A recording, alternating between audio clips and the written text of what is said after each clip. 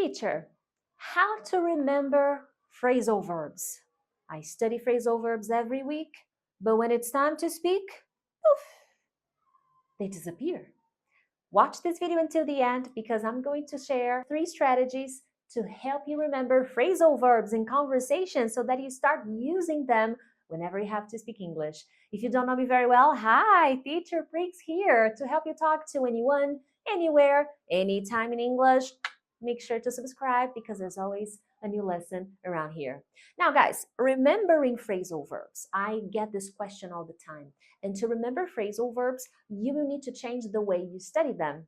So we always go back to the way we study because depending on the actions you do, simply knowing the meaning of the phrasal verb, simply writing down one example from a dictionary and writing it down, that is not enough. That is not going to help you use the phrasal verb in a meeting, when you're traveling, at a job interview, or whenever you're speaking the English language. That being said, I'm going to share 3 strategies that will help you change the way you study and consequently help you remember more the phrasal verbs you study. Number 1, define the context. Whenever you define a context, it gets easier to study the phrasal verb, learn the phrasal verb, use the phrasal verb, and consequently remember it. There should always be a context. And I will give you an example. Actually, I'm gonna give you several examples throughout this video, so stay with me until the end. For instance, let's say you want to talk to me about your last weekend. You want to describe what you did, the things you did. So this is the moment when you have to brainstorm. Oh, what can I say about my last weekend? And you can even use Google or ChatGPT and search for, phrasal verbs to talk about my last weekend. And then you're going to study them. This is the process that I'm not going to get into detail here. You will have to study the phrasal verb, the meaning, especially in English, okay, preferably in English. And then you're going to pick 3, 4, 5. You don't need to pick many phrasal verbs, but revolving around that subject, talking about your last weekend. So I picked, I think, let me see, 1, 2, 3, 4. Yeah, I picked 4 phrasal verbs. Eat out, talk up, meet up, and chip in. These are the phrasal verbs I picked. Then I'm going to create the story about my last weekend. I will write it down. You can write this down. I think this would be a very good practice for you. And you will force your brain to use those phrasal verbs in the context you picked, talking about your last weekend. And honestly, guys, I could use these phrasal verbs to talk about many other subjects.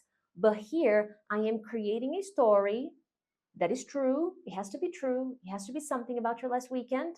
And then it'll help your brain remember that phrasal verb. When there is emotional connection with something stronger, that memory becomes an anchor to the phrasal verb you're trying to study. So here, I created a short description of my last weekend. So last weekend, my friend and I decided to eat out.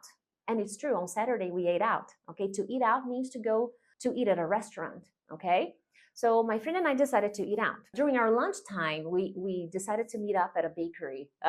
Meet up. We decided to meet up at a bakery because we wanted to eat out. And while we were having lunch, she couldn't stop talking up her promotion. Priscilla, shouldn't you use talk about? Yeah, but talk up means something else. Yes. To talk up means to speak with a lot of enthusiasm about something. You're very excited about that thing you're talking so much about. So she couldn't stop talking up her promotion and how excited she was and how everyone was proud of her at work, and she couldn't stop talking up that. Okay, the promotion was the subject of our lunchtime. Then, at the end of lunch, she reminded me that we have a friend in common whose birthday is coming up soon. So we decided to chip in so that we can buy something really beautiful for her and that won't cost as much money if we were to buy the presents separately. There you go. So what did I do here? Guys, I practiced this before, okay? You don't see here, but I have a computer here. I'm not reading. It is different, but I practiced because I also had to think about my last weekend. I also had to think, okay, what did I do? What phrasal verb can I include here? Oh yeah, I can include chip in because we're buying a present together. So I also had to do the brainstorming.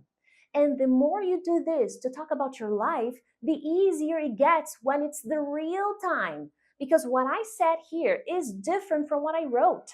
They are similar because the context is similar, but the way I wrote it is much better. And this is the real English, okay?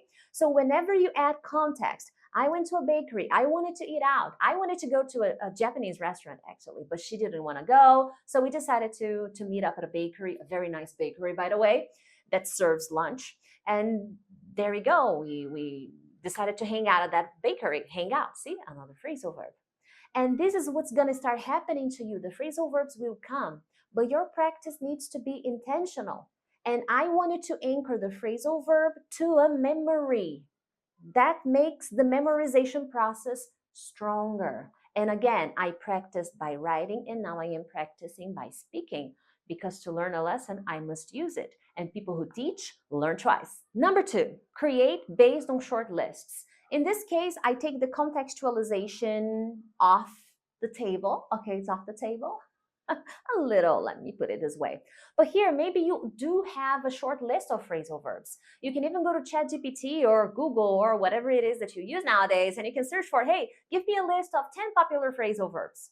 If you check my channel, I have many videos where I show you phrasal verbs in context, phrasal verbs with specific prepositions, phrasal verbs to be used in specific situations. So this is something that you can just decide, okay, I want to study 10 phrasal verbs today, random, I don't care, there you go. In this second tip, you're not going to focus on a conversation subject, and I don't recommend using this method alone. This is one idea you can use when studying if your goal is to remember phrasal verbs in conversations. I wanted to create basically a question with that phrasal verb and an affirmative sentence. Now, this question and this affirmative sentence or negative sentence could be somehow connected to you, but not in the idea of the story, because to some students that can seem a little daunting, a little overwhelming. Wow, creating an entire story about my last weekend or talking about my meeting with my boss and including the phrasal verbs, that is very complicated. Okay, so add a sentence. For example, chip in. I have a group of friends from the gym, and every time there's a birthday in this group, we chip in. We buy a beautiful present, but we chip in to make it more affordable to all of us. So that is one example. I'm not creating an entire story. It's a short sentence. Well, it's a little longer because I gave you more explanations, but maybe you can create something shorter. Do you feel comfortable chipping in at work whenever there's a birthday coming? How do you feel? How do you feel about that? Oh, Priscilla, I hate it. I prefer to buy my own thing. You know, I don't like chipping in. No problems. I'm not stingy. I just don't like chipping in. So this is the second tip. You're going to create random sentences. Ideally, if there is a connection to your life, that's better. But if that is not possible, at least you're trying to create. Because as I always say here on my channel, fluent people create. You want to be fluent, you want to remember vocabulary, you have to start creating sentences, questions, short stories with the vocabulary you study. And with phrasal verb, it's not any different. Now let's take a look at number 3, shall we? Okay, we've been working a lot on writing because, of course, that in tip number 1, I told you that you could speak about it because that's what I'm doing right now. But if you follow these 2 tips by writing, that's great. Okay, you can write the examples. You can even create flashcards. I have an additional tip. I know I promised 3. There's another one. There's a complement. So stay with me to the end. I know you're going to like it, especially if you're more techie, savvy kind of person. I know you will. But what I wanted to do is I want to test your ability to speak under pressure. Okay, let me do something here. Oh, man. I don't know if this is going to work. Let's see. This is another phone. It's an old phone. Okay. I wanted to set a timer to 1 minute, okay? 1 minute. There you go, 1 minute. Yay, 1 minute. You can't see, it's fine. And I wanted to pick random phrasal verbs. They don't need to be special, connected. No, just pick like 5 phrasal verbs, 6 phrasal verbs. I don't care about the number as long as you try to follow this. You're going to set a minute, okay, to your phone. And you will speak. There's no writing. There's no preparation. You go, girl. You go, guys. Maybe it's a boy. You go, man. And what are you going to do? You will, for a minute, try to use that phrasal verb speaking while speaking, okay? And it can be only one phrasal verb for 1 minute. It can be 2, it can be 3. You decide how you do it, but you have the limit of 1 minute. You can't do it longer. If you stay quiet for 1 minute because you can't think of anything, you can't think of any example, it's fine. You're conditioning your brain. You're telling your brain, hey, I need it to be fast. I need you to remember. I need you to use what you have.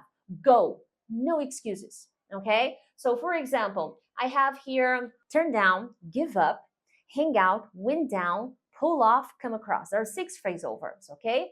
And you can set a timer to 1 minute 1 minute, and you will try to create examples with these phrasal verbs. Guys, it's conditioning. It's like a muscle, okay? So let's say turn down. Okay, would you turn down a job offer where you would have to leave everything behind, every family member, for a year, and you would have to be in a faraway island with no internet connection and no electricity, and you would have to survive on your own? Oh, I don't know if I would accept that. I think I would turn it down. Oh, why would you turn it down? And then the time is passing. Here is to boost your imagination. You are creative. We are all imaginative beings. We're humans. So we need to exercise our ability to create. I'm not saying this is going to be easy. Nobody said it was easy. It's not, okay? It is going to be tricky. And then you change to another phrasal verb. And then you change to another phrasal verb. Set the timer and go. It is not about being right or wrong. The only condition here is you need to know what the phrasal verb means, okay? So before doing this exercise, preparation, understand the meaning of the phrasal verb, write down examples, study the phrasal verb. Got it. Now you can do that. Go for it. Let your imagination run wild. Don't judge.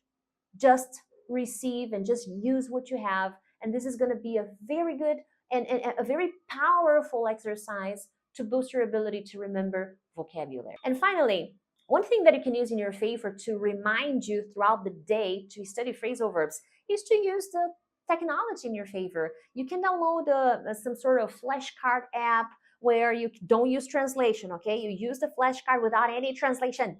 And you can set some prompts, to help you remember what the phrasal verb means.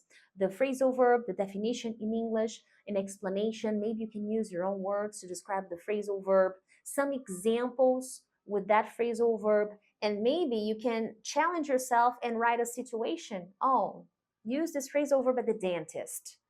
I go to the dentist. Think of a conversation at the dentist.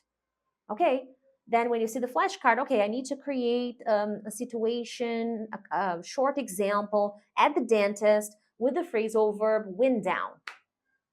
How am I going to do this? Let your imagination be free, because I know an answer will come. Be patient. If you want to remember phrasal verbs, when it's time to speak, when you're in front of people, when you're in front of your boss, you need to follow a better process. And that's what I teach my students. That's what I'm teaching you today. I hope you enjoyed this video. Share it with a friend. But other than that, I'll see you in the next one. Bye.